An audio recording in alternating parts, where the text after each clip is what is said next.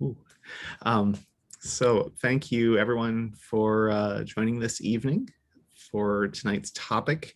It's good to see you. We're going this evening to be talking about the phase of development of a website when you have in hand some visual looks or wireframes for a site and are starting to think about making that a reality. So Ellen is going to be leading our conversation this evening and got a specific case study that she'll walk us through. And then we can all chime in with our own experiences as they become relevant. But I'm just going to hand it over to Ellen. Yeah, so my name is Ellen Dornbos. I am a web accessibility consultant for Level Access, and in my spare time, I'm now moonlighting as a Drupal developer for the Division Avenue Arts Collective. So the DAC, DAAC, is it's an arts incubator in Grand Rapids. They're a DIY space, and they are also a music venue. So they have different events going on, and really the mission of the organization is to be a safe, collaborative space for local artists and musicians. And we're sort of redesigning, migrating the website. It's a Drupal 7 to Drupal 9 migration. So that's what we're working on right now. And yep, we're exactly in that phase that Jonathan described of we have some wireframes in hand. There are some designers, some volunteer designers who volunteered their time and drew up 4 different wireframes. So they've been like ideating. And so I don't have the final wireframe with us tonight, but I do have their 4 different sort of options. A lot of the content is similar, but we can sort of take a look at these wireframes and dissect them a little bit and see, you know, how to map that onto a content strategy. I'm hoping this is mostly a bit of a roundtable discussion because I'm still trying to come up with this stuff as I go along. So I'm going to share my screen actually. And are you all able to see my screen? Yep. Okay, cool. So here is all of the wireframes are in mobile view right now. Here's an example of one of our wireframes. Anymore. What's it? I'm not seeing your screen anymore, Ellen. Okay, let me try. I still am. Share again. Okay, I'm going to try this one more time. Are you able to see my screen? I am now. Yes. Yeah, okay, cool. I want to do a little bit of annotating too. So I'm going to get the Zoom annotation thing going. So this is what one of our wireframes looks like. See if I can draw here. Whoop. Okay.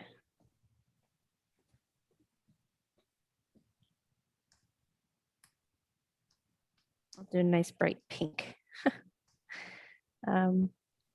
Yeah, so something like this, a lot of the Drupal concepts of site building are, some of them are pretty obvious to spot when you're looking at a wireframe, like where, move my annotation tools.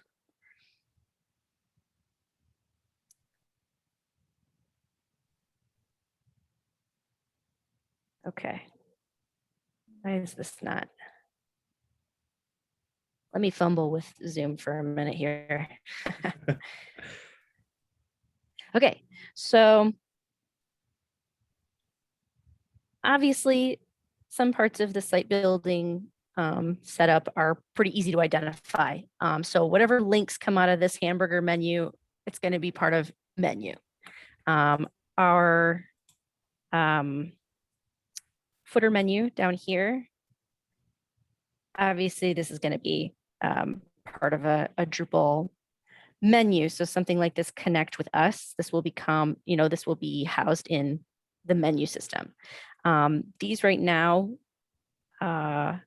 in the current site would come together as blocks. So this is a block.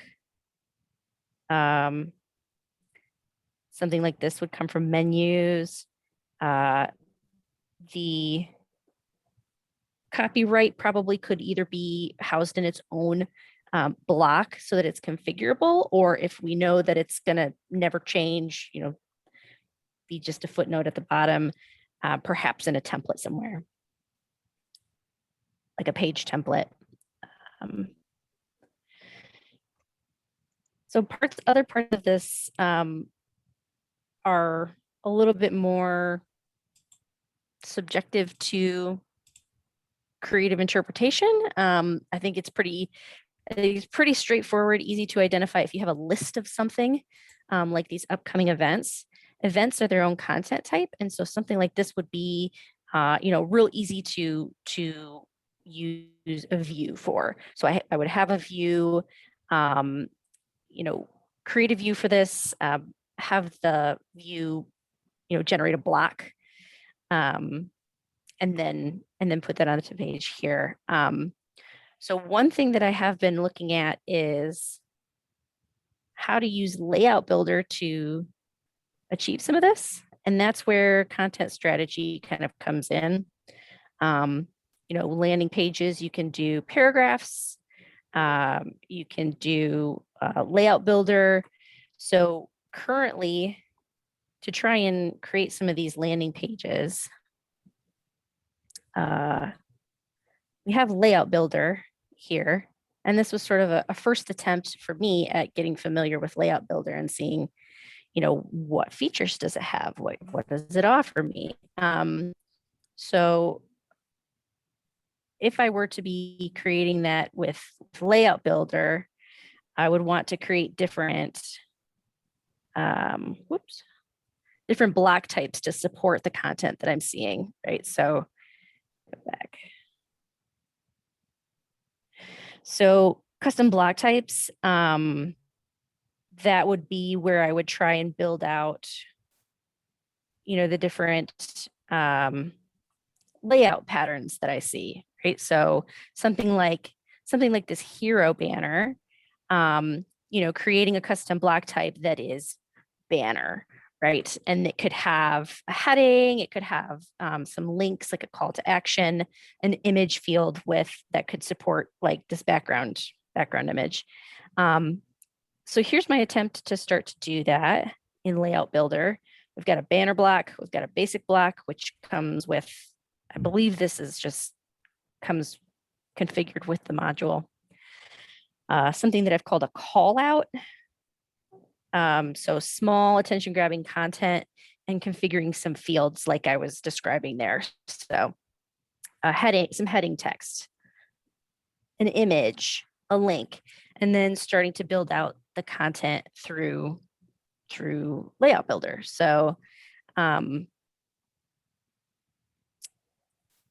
next problem I would try and solve, if I'm using Layout Builder, if I'm committing to Layout Builder as the way that I want to manage content, figuring out, okay, how do I do views blocks in Layout Builder? How do I do forms for this join our community form in Layout Builder? And then kind of going from there. So, yeah. Does anyone here have experience with Layout Builder? We covered it in one of these sessions maybe 2 years ago. But at the time it was sort of experimental. Mm-hmm. So I don't think we've had any use cases of it as a full-fledged thing yet. Yeah. So right now I'm kind of debating, I'm sort of in the middle debating between a more paragraphs-based approach or Layout Builder, but just for the sake of this exercise, like we can just assume that we're using Layout Builder. Mm-hmm. For something like this visual flourish right here, right? Or this like embellishment of the octopus. This is like a type of content that, might vary from page to page, or it could be like something that we would want to make really static and just the same every time you come across it. So one idea I had, I found this module. It's called Layout Builder Styles. And so this would be like working side by side with Layout Builder, where you have the different block types. So I have my block types. We'll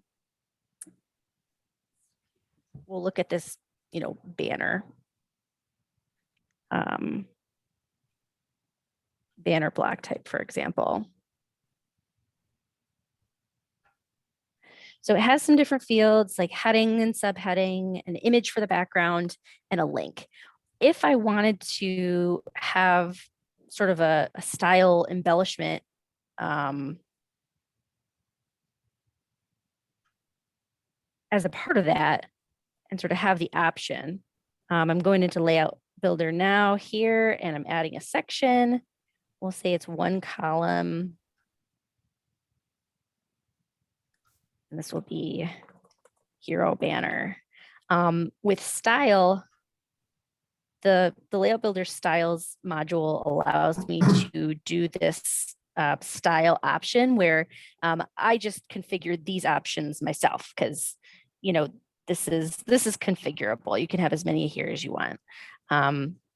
So for something like this tentacles, embellishment here, if this were in Layout Builder and it's a Layout Builder block, I could, kind of save this value of tentacles here on the block itself. And that would allow me to, maybe use some CSS kind of, like an SVG to kind of get this tentacle embellishment here. Something like this is a little bit more complex. So is that style just putting a CSS class on that area? I believe what it does, is just add, let me find an example here. I have a few pre-configured pieces of content. I'm not going to display the title. Okay, and images are a little broken too, because I did a lot of it on our in our sandbox environment. So if I were to edit this, let's see, configure.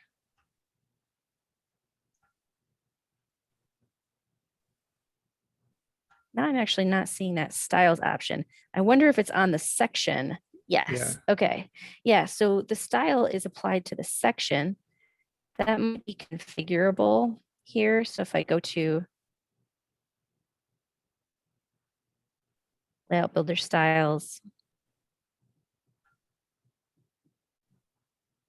type section. Like, yeah. But it looks like this is, limited to either block or section. And so I could create something on the block level in addition to. So, octopus block. And then this does apply whatever CSS classes that I want to apply.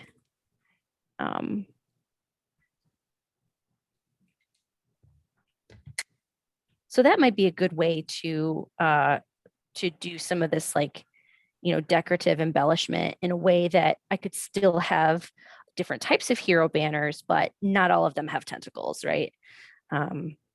Yeah.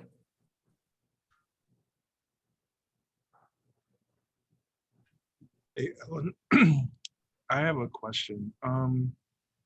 When developing these layout blocks, do you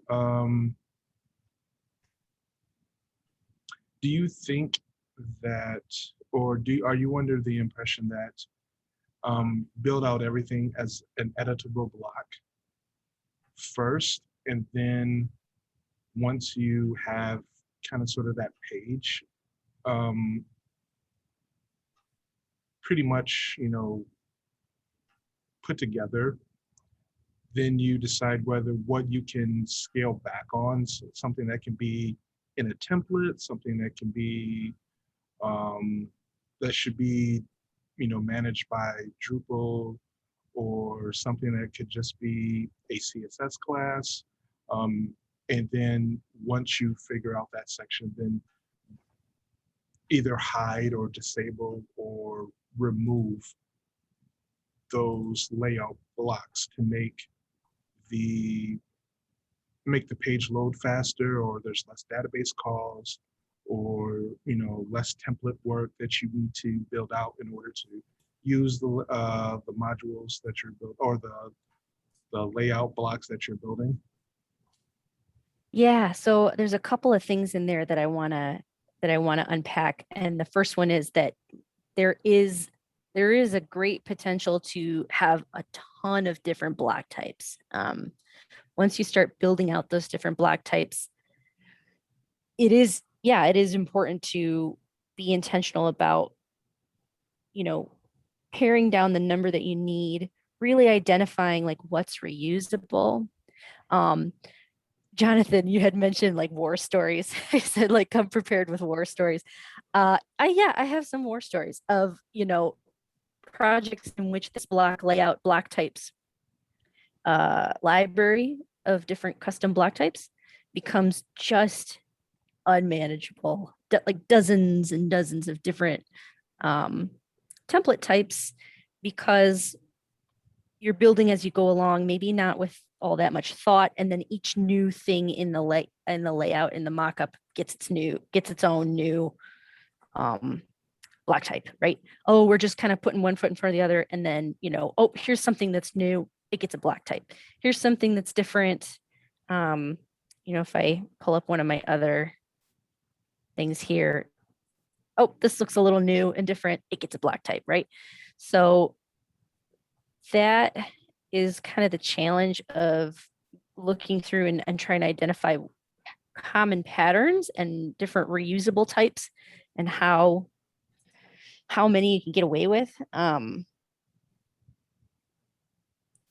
so, yeah. And then there was another thing you had mentioned about what, should this be managed by Drupal, I guess was part of that question, Frederick. Yes.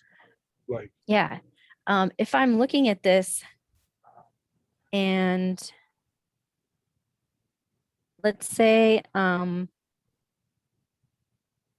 am like 99% positive that this embellishment right here, for example, is only going to ever be this one SVG or image, or it's only ever going to be this logo, right? But let's say that wasn't the case. Let's say in this little dot embellishment, content editors are expecting to be able to customize that icon, right? So not just the DAC logo, but like, let's say that this section is, here it's events. So we've got a calendar icon. Next, it's, in this case, like there's upcoming events, we have some news. Then maybe in the news section, it's a different icon, and content editors want to maybe be able to edit that. Then I would say something like this needs to be managed by Drupal, right? So that becomes a field on the block. Like this DAC banner, for example, we're looking at this banner content block type. We got heading, image, link, and subheading. And what if this corner embellishment, a content manager says, I want to be able to change that out to anything?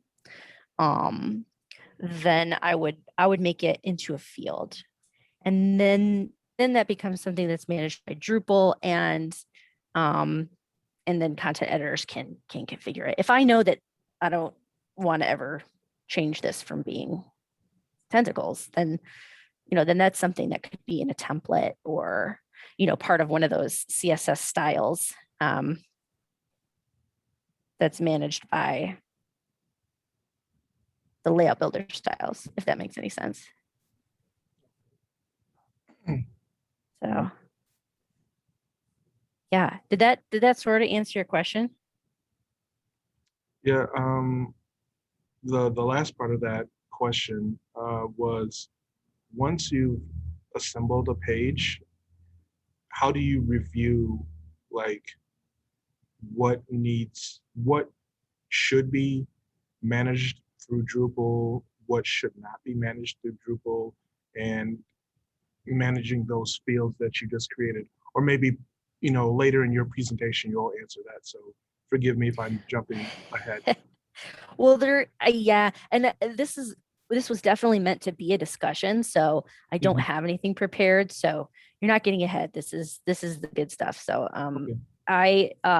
I would say, if you want it to be editable by a person, through the UI, through the interface, then it should be somehow managed by Drupal's content editing interface, right? So you've got like the different blocks or the content types.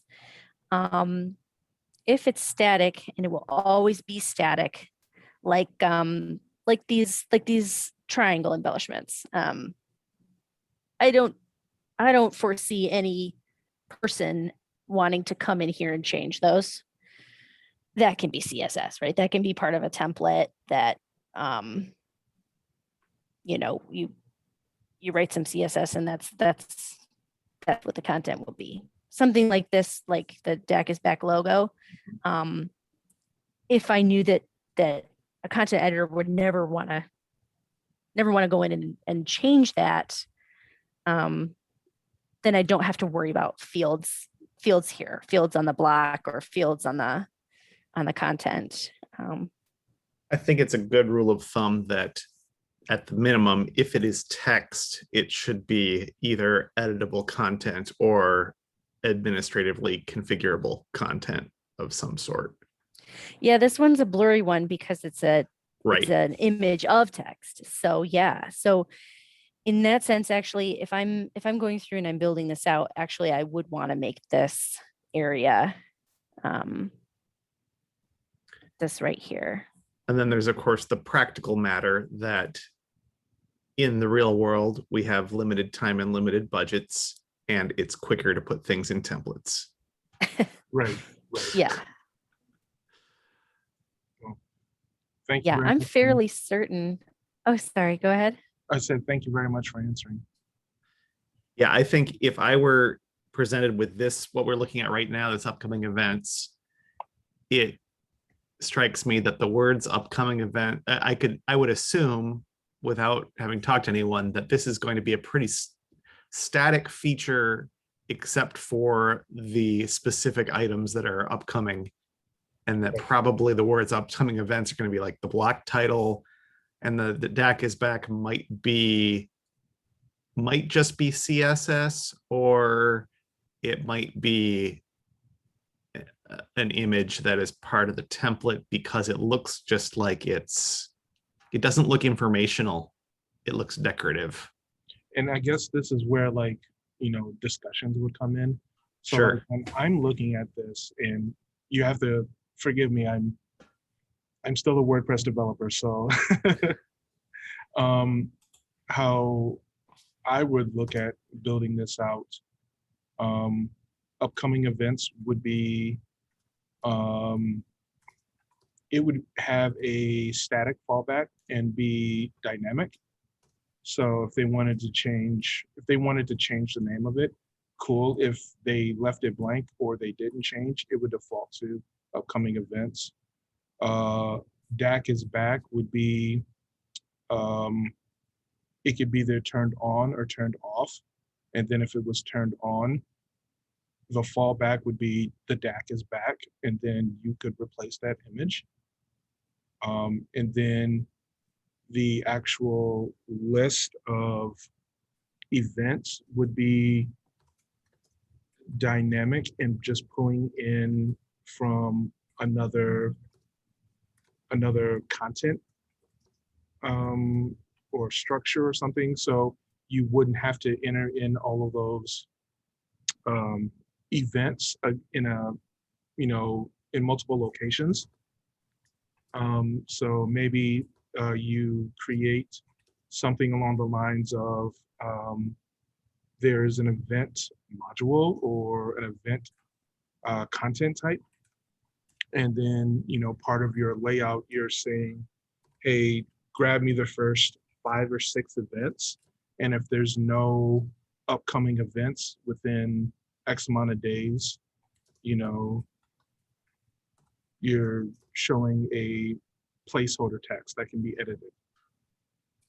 Yeah. And so the Drupal way of doing that dynamic stuff, this right here is really event content, right?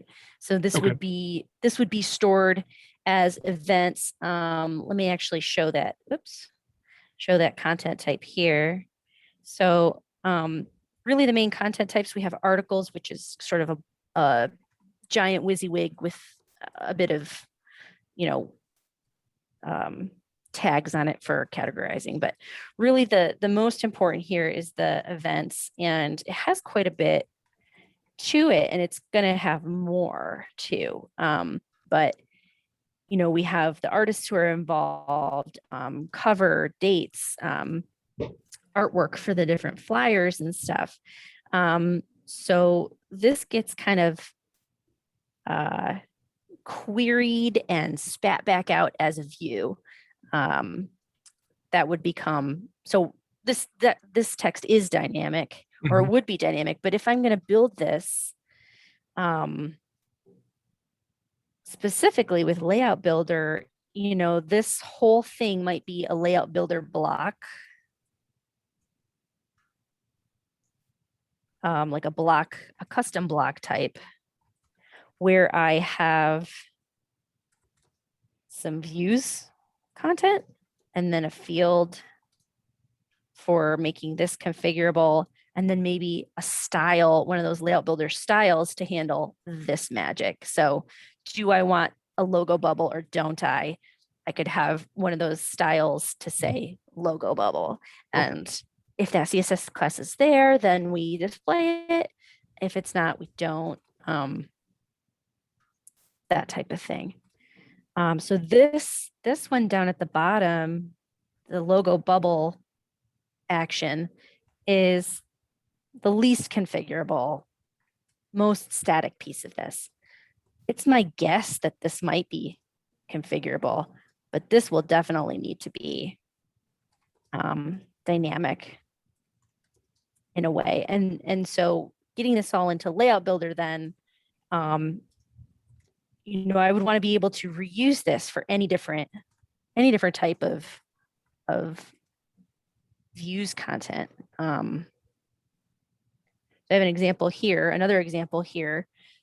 This would also be views. This is a different style treatment, but the concept is the same, where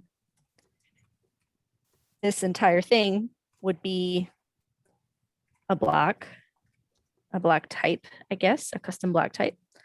It's got a heading. It's got some views generated content. And then really nothing else, actually. Let's see what else. That's it, really. These are identical, except for this embellishment, this triangle. So maybe I have like a style there where it says triangle left, triangle right. We've got triangle left. Am I muted? Can you guys hear me? Yes. Yeah. I would say that I think a lot of this comes down to, as you alluded to earlier, like what's the expectation of change on these things? Because we've built a ton of these kinds of things where that dynamic list is just a straight up views block, that's positioned on this page, and that logo on top comes completely via hard-coded CSS. And if it's never going to change, like we know that logo is never changing, it's a very static design, then you can get away with some simplicity. Which is to Frederick's question too. So I think Yeah, all like of these come if, down to the individual project and the expectations of change and so on. yeah, like if I wanted to make my work easier, instead of making this configurable triangle right, triangle left, instead of going through that hassle, I could just have a CSS rule that says alternate them. And the first one is right, and the next one is left, and the next one is right, you know? So yeah, you're exactly right. I think for this project, the content editors that are going to be in here mostly won't be spending a ton of time configuring things. I think it's going to be pretty low touch. And so, yeah, making it easy. It'd probably be easier for a content editor not to have to configure, do I want the triangle on the right or do I want it on the left? I think we've even, on occasion, it even comes down to the equation of if this changes twice a year, we can make that change in 5 minutes versus spending 4 hours building the editability of it. Sometimes there's Right. like Jonathan said, there's a practical consideration as well. Mm-hmm. If I wanted to, if I wanted to sort of make it easy on myself and kind of, the different block types and stuff, it can become quite a sprawl, but I could also, have a specific block type that deals with the different conditions of this. So, a logo bubble, that becomes its own content type. And then if I'm going in there as a content editor, I see that and the name is very obvious. And I know if I choose this block type, I know exactly what I'm going to get, right?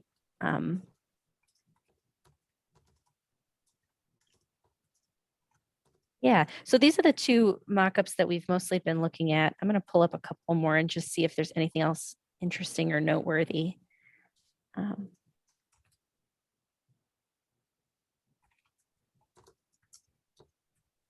So I had a question earlier. You just used the term mockup compared to wireframe earlier. So I just wondered, just terminology wise, what other people thought, because we've tended to have two very distinct levels. A wireframe being very crude, literally wireframes, and this we would call mockup, which is involving a designer. So the wireframe doesn't necessarily involve the designers at the same level, like they're not choosing colors and choosing graphics. They might be choosing general layout stuff, but we sometimes don't have wireframes, but we do have a very clear distinction between what those two things are, at least in the way we use them. I wonder if other people had that similar. We don't always use, it's not a guarantee that we'll use both in any given project. Yeah, that's interesting. I use them interchangeably, and that's pretty, it's just naive of me that I just kind of, I guess, don't really consider the difference. Just kind of curious. Yeah, in my experience, the terms are a bit fluid, and I'm sure that they are more rigid the more formal graphic design experience you have. Yeah. For me with none. Yeah, I mean, I think it's more likely that there's a difference if you do if your workflow has two different things, calling the rougher one a wireframe and the more polished one a comp or a mock-up is probably a little bit more likely. I probably would assume it if something is said to be a wireframe, that it is a little bit more subject to change. Yeah, it's very, the way we use it, it's very crude. Like in the case here, it would just be, the wireframe wouldn't tell you much more than these are the components that are on the page and in what order they're in and generally where they are. But it wouldn't give you any more information about what they look like or anything else. So that's the way we use it.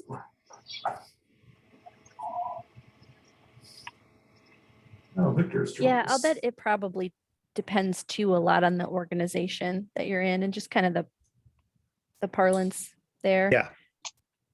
Yeah, And that's the a good point too, experience of because- the designer that came up Yeah, with for it too. us, yeah, for us, the designers are external resources. So we often use wireframes internally.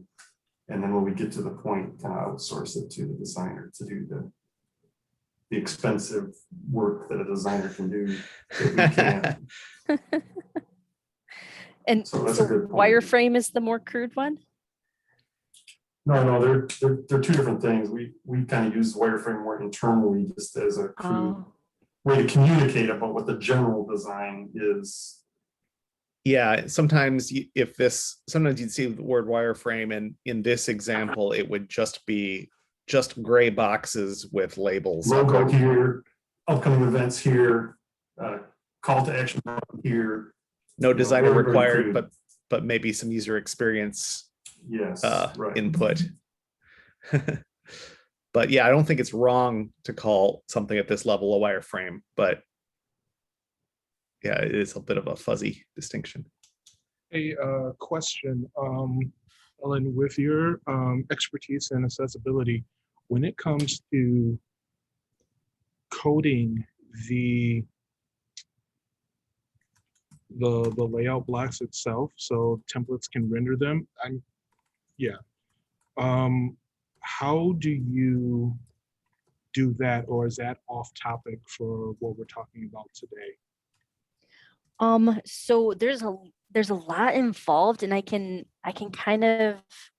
answer that on a high level, that Okay. the process of making the end result accessible, there's going to be a lot of touch points along the way. And so actually with this project, I've been working with the designers to give them accessibility feedback on their designs. So something like this, actually, the first one was a great example. This white text on orange background, I know already is an accessibility issue. This is not enough color contrast to really show a lot of distinction between that light orange and that white text. It's going to be an issue for users with low vision. It's going to be an issue for users with color vision deficiency. And so our process right now, as we kind of have been going along, we're still in the point of me sharing this design feedback with them about the different design choices and how accessible they are.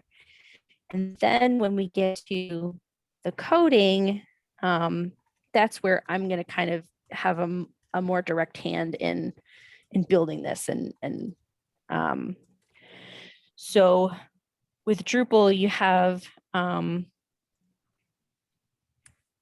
guess I don't know how deep I want to get into this of the code, because I don't have the code pulled up, but we have Twig templates, and you can override what's the markup that's being generated already by default. And so going through and making choices about, hey, this looks like a list, so it should definitely be in list markup, an unordered list with list items as direct children, right? That's going to be important for accessibility because our screen reader users can encounter it and understand immediately it's a list. It'll be announced by assistive technology as a list, and then you can kind of navigate it as such. So that's a great example. I want to make sure for accessibility reasons that this gets rendered as an unordered list. So I can go into the Twig templates and customize that. Or I think there's probably also a way to do that with views. I don't know. Views might already have some pretty good underlying markup. Without doing specific research, it's a good guess that you can get all of the markup you want as long as it don't mind it coming with a whole bunch of extra markup. That tends to be what Views does, is it puts more stuff than you'll possibly need. Yeah. Yeah.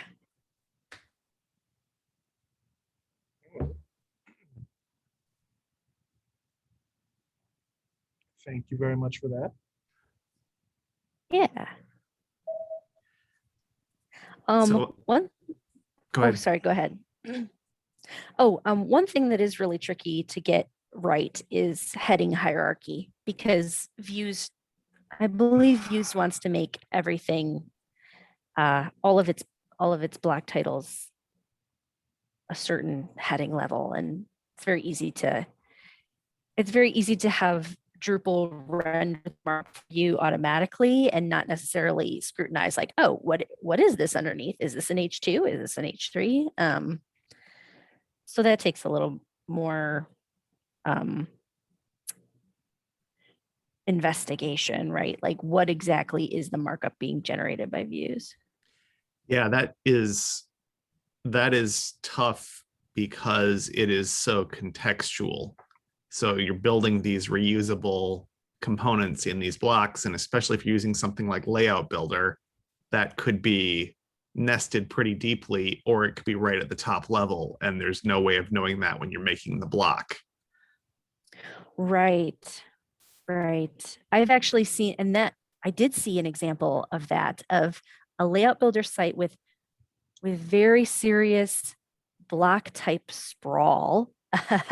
And it had actually a fieldable option, like a field where you could select what the heading level should be. So Yeah, editors actually had to go in, and this was a required field. You had to go in and actually select what the heading level would be. Instead of making the development assumption that this is always going to be an H3 on the page. Yeah, like in my my block types, I could go over here back to block types and just a banner could be in the middle of the page too. We don't know. We can't assume. And so I would add a field here and make it probably could be a list. list text. Yeah, list text. And just give it a couple options, call it heading level. Right? Yeah. So.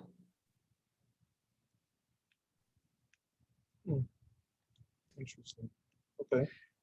So I was going to ask, how many did the designs that you received for this site account for all of the page types, or is this going to require a lot of interpretation?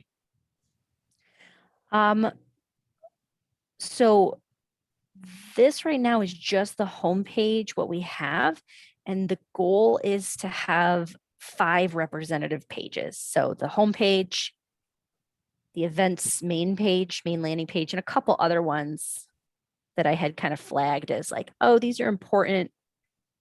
You know, we should get to them if you're able. You know, because we're working with volunteers, you know, people, I mean, folks are only able to donate the time that they have. So, you know, I'm kind of,